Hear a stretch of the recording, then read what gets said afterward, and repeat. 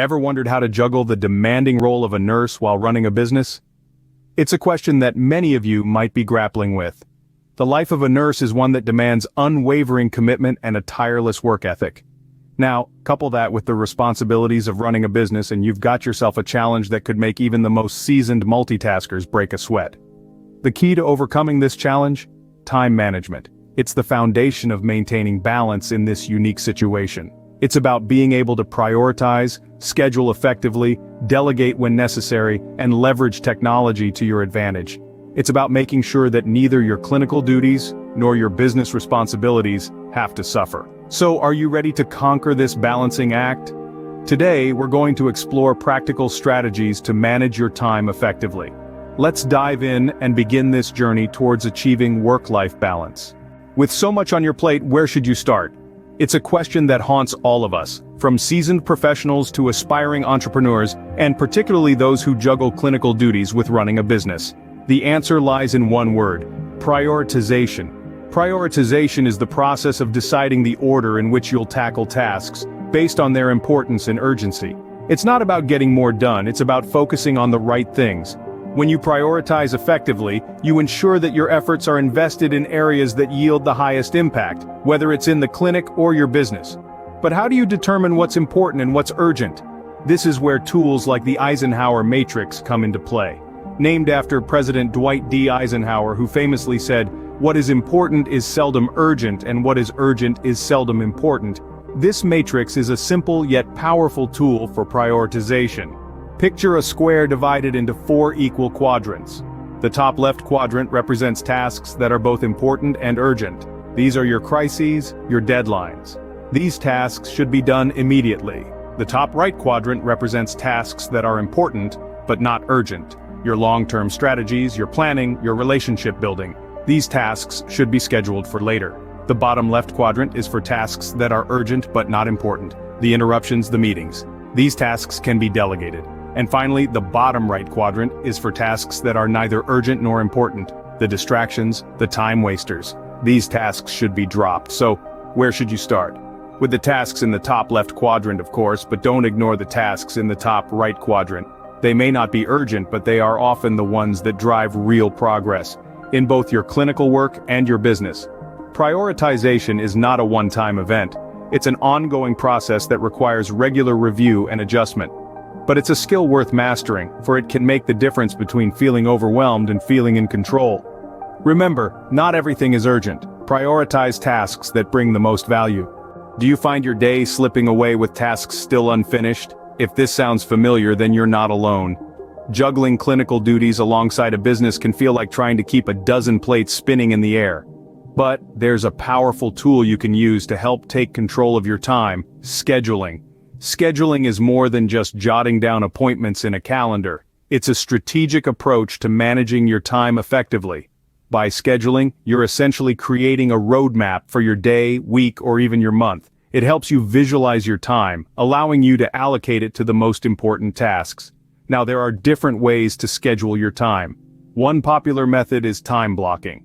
This involves dividing your day into chunks of time, each dedicated to a specific task or group of tasks. For instance, you could block out your mornings for clinical duties, then reserve your afternoons for business-related tasks. Another method is batching. This involves grouping similar tasks together and doing them all at once. Instead of responding to emails sporadically throughout the day, for instance, you could set aside 1 or 2 periods to handle them all at once. This can help reduce the amount of time spent switching between tasks. But here's the key to effective scheduling: aligning your tasks with your energy levels and peak productivity times. We all have times of the day when we feel most alert and focused. For some, it might be early morning. For others, it might be late at night.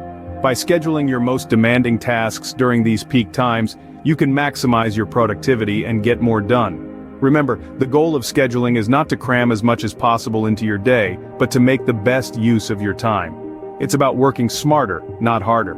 So, experiment with different scheduling methods, find what works best for you, and tweak it as needed. A well-planned schedule is your ally in managing time effectively. It's the compass that guides you through your day, helping you navigate between your clinical duties and your business tasks with ease and efficiency. Can you do everything by yourself? Should you? These are questions we often grapple with. In the realms of clinical work and business, the answer is usually a resounding no. There's a reason why the saying, "many hands make light work," has stood the test of time. Delegation and outsourcing are not just about sharing the workload, but about smart management and optimizing productivity. Let's start with delegation in a clinical setting. You're a nurse, not a superhero. You can't be everywhere at once, and that's okay. Delegating tasks not only eases your workload but allows your team to develop their skills and grow. But how do you delegate effectively? Firstly, match the task with the person's skills and capabilities. You wouldn't delegate an IV insertion to someone who hasn't been trained, right? Secondly, clearly communicate what needs to be done, the desired outcome, and the deadline. And remember, delegation isn't about dumping tasks and walking away. It's about support, guidance, and follow-up. Now let's talk about outsourcing in business. As nurse entrepreneurs, you may find yourself wearing multiple hats, from marketing to finance to customer service. But here's the thing. Just because you can do it doesn't mean you should. Identify the tasks that take up too much of your time or aren't within your area of expertise. This could be anything from bookkeeping to social media management. These are tasks that can be outsourced. Outsourcing allows you to focus on what you do best, caring for patients and growing your business. It's about working smarter, not harder. But remember, outsourcing doesn't mean losing control. It's about finding the right partners who can help you achieve your goals. In conclusion, delegation in clinical work and outsourcing in business are powerful tools in your time management arsenal. They allow you to focus on what you do best and leave the rest to others who can do it better. Delegation and outsourcing are not signs of weakness, but of smart management.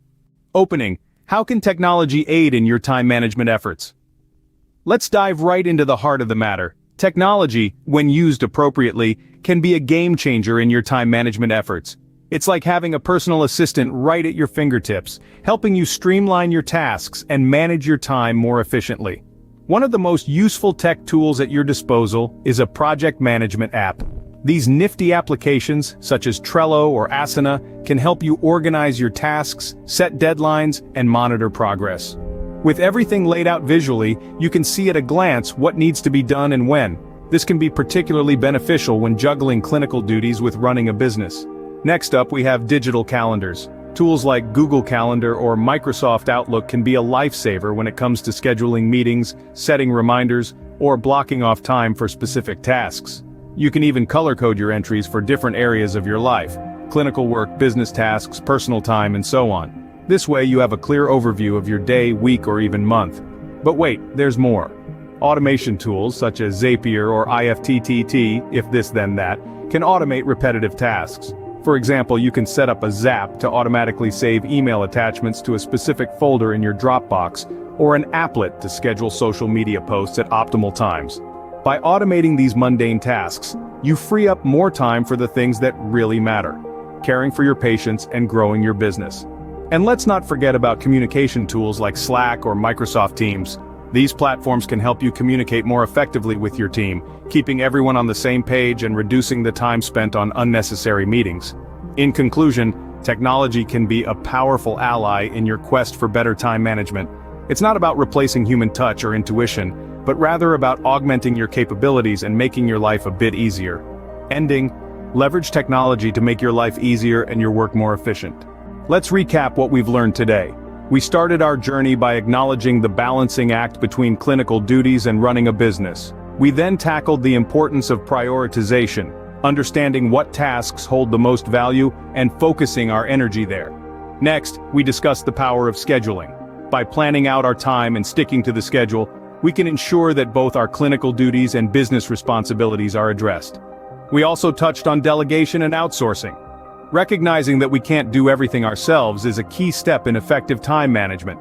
By assigning tasks to others, we can free up our time for more critical tasks. Lastly, we explored the role of technology in time management. From scheduling apps to project management tools, technology can help streamline our tasks and increase our productivity. With these strategies, you're well on your way to balancing your clinical work and business effectively. Remember, managing your time well is managing your life well. If you enjoyed this video and found the strategies we discussed helpful, please give it a thumbs up. It helps us know that we're providing valuable content for you. Also, consider subscribing to our channel and turning on notifications. That way, you won't miss any of our future content. In our next video, we'll be diving deeper into the world of medical entrepreneurship, exploring more strategies to help you balance your clinical and business responsibilities. Remember, your journey to effective time management doesn't end here. It's a continuous process, and we're here to guide you every step of the way. Thank you for watching. See you in our next video.